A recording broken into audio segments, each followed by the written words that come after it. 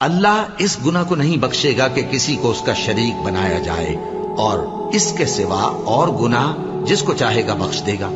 اور جس نے اللہ کے ساتھ شریک بنایا تو بے شک وہ رستے سے دور جا پڑا۔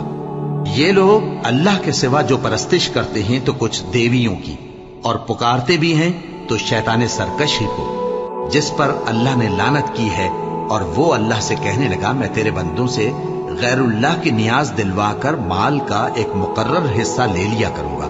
اور ان کو گمراہ کرتا اور انہیں امیدیں دلاتا رہوں گا، اور یہ سکھاتا رہوں گا کہ جانوروں کے کان چیرتے رہیں، اور انہیں سمجھاتا رہوں گا تو وہ اللہ کی بنائی ہوئی صورتوں کو بگاڑتے رہیں گے۔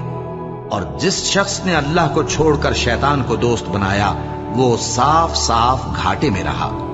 وہ ان کو وعدے دیتا ہے اور امیدیں دلاتا ہے، اور جو کچھ شیطان انہیں وعدے دیتا ہے وہ دھوکہ ہی دھوکہ ہے۔